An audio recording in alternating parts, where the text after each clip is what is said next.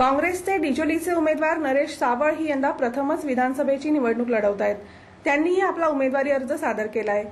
सहकार जलच्या माध्यमातून सावळ डिचोलीतील घराघरात पोहोचलेत। या लोकप्रियतेचा निवडणुकीत कसा उपयोग होतो हे लवकरच कळेल। काँग्रेसचे पाळीचे उमेदवार गुरुदास गावस यांनी भूमिका उच्च माध्यमिक विद्यालयाचे प्राचार्य या नात्याने चांगलाच जम बसवलाय। त्यांनीही आपला उमेदवारी अर्ज भरला असून प्राचार्य म्हणून मिळवलेली लोकप्रियता निवडणुकीत कितपत कामी येते ते लवकरच समजेल। काँग्रेसचे मयतील उमेदवार प्रवीण झांटे हे अण्णा झांटे यांचे राजकीय वारसदार।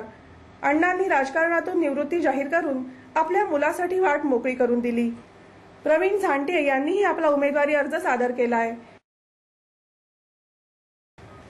मापसा मतदारसंघ आता राष्ट्रवादीच्या ताब्यात आहे। रायन ब्रागांझा हे युतीचे उमेदवार।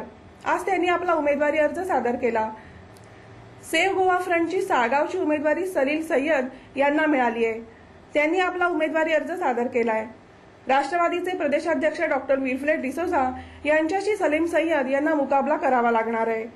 डोरोथी फर्नांडिस यांनीही सेव्ह गोवातर्फे शिवोलीतून उमेदवारी अर्ज भरलाय, तर किरण शिरोडकर यांनी मगोतर्फे म्हापशातून उमेदवारी दाखल केली आहे। हळदोणे मतदारसंघाचे सर्वेसर्वा आरोग्यमंत्री दयानंद नार्वेकर यांना शह देण्यासाठी भाजपच्या हळदोणे मतदारसंघाच्या उमेदवार कुंदा चोडणकर यांनी पदर खोचलाय।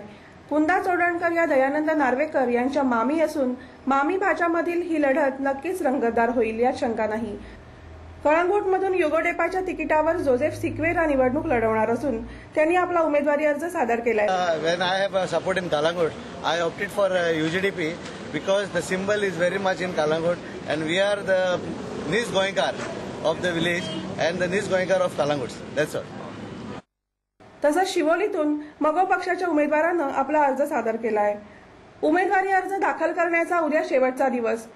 उर्वरित उमेदवारांचे अर्ज उद्या दाखल झाल्यानंतरच प्रचाराची रणधुमाळी सुरू होईल।